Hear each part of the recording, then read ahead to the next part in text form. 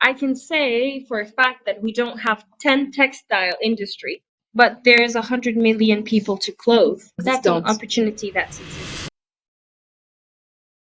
What my impression was that there are a lot of wars happening amongst each other, so it's a very violent country.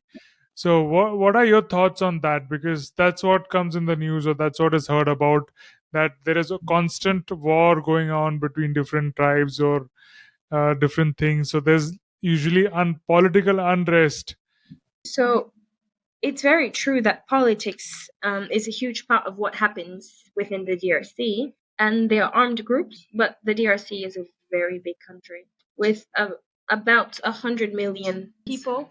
Nothing to do with India, which is bigger, but there are many regions. And war is specifically concentrated on the eastern side of Congo, where there are a lot of mineral resources. And yes, there are small rebellions in different regions, but the majority of the DRC is pretty quiet in terms of unrest because people are still going about their lives normally.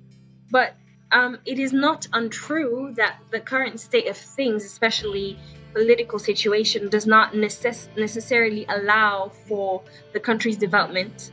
But that's the case for a lot of other countries too. So just like every other country has challenges, the DRC has challenges. But the DRC still has many interesting activities and life goes on. And there are quite a lot of opportunities to invest because there's essentially everything to do. I can say for a fact that we don't have 10 textile industry, but there's 100 million people to clothe. That's an opportunity that's existing. That's why you see so many actors within our ecosystem, entrepreneurial ecosystem, trying to create opportunities for all of these to happen. And that's specifically where politics come into play. In November 2022, there's a new act called the Startup Act that was voted in, and this is specifically for startups, reduced taxes and everything that was stopping creating of local businesses. And I'm very proud to say that this past March, there is now a law that regulates digital businesses that didn't exist before. So there are challenges like all of the countries, African countries, corruption and everything that goes with it. But there are actors who are really changing things around. And in the next 10, 20 years, the DRC will simply be positioned exceptionally. And I believe Africa in general. Do you want to run for prime minister or president?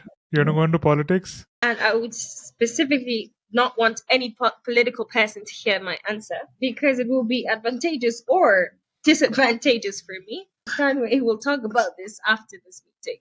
No, I'm saying just on the fact that you're a great leader and all the things you're understanding and how you're inviting investment in the company and the positive angle you're giving. I really like that. And if I was a citizen of Congo, I would have voted for you. You are welcome, and everyone here is welcome.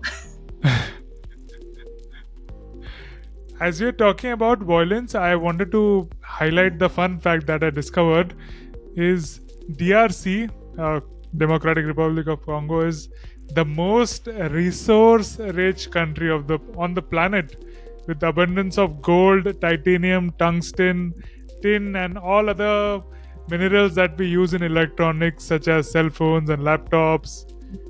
And did you know that the uranium used for the nuclear bombs which were dropped in Japan by US in World War II, the uranium used for that was they had got from Congo, the mines of Congo. So that's another fun fact. So I guess because of these resources, because of the greed of the resources, there are these violence and activities that are happening there. But glad you pointed out the other potentials and good market that Congo is happening. So very nice to hear that. Why don't you think if minerals, you already have the raw materials in your country, why don't you even make the cell phones? If you have the materials required for cell phones, why don't you make a cell phone? I can say that we are creating it. Oof, I'm really happy to say that. We have Congolese brands, phone brands, tablets. I mean, not iPads, téléphone et tablettes. phones, and yeah, like tablets, but we don't have industry. Mhm. The adult population already has different kind of jobs, like they're lawyers, they're doctors, and so forth, or agricultors. And the mentality to create new things is there, but the ecosystem within which we were was not ready yet to create room for these innovations. The laws were not voted in yet. Creating of businesses was very hard.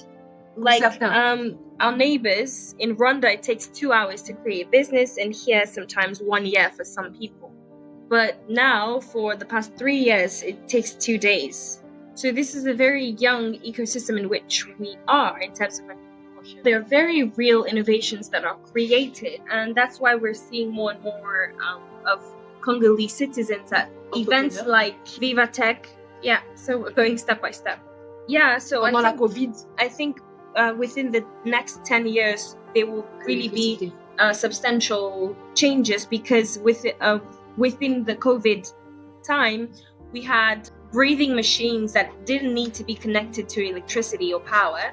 We created different sources of energies for it to work, and with Congolese resources, that's very possible. So there's a lot of innovation, but they're only being discovered step by step, and it's only now that the ecosystem in which we are is working towards letting that happen. So a little bit more patience until you see Congolese computers. You can already see the engineers working on them, and I can definitely help you reach out to them. Absolutely. With the leadership as yours and students from your institute, I'm sure all these things are possible in the very near future. Watch full podcast on Rocklaz. Rocklaz Radio. Rocklaz. Rocklaz Radio with Tom Maisha.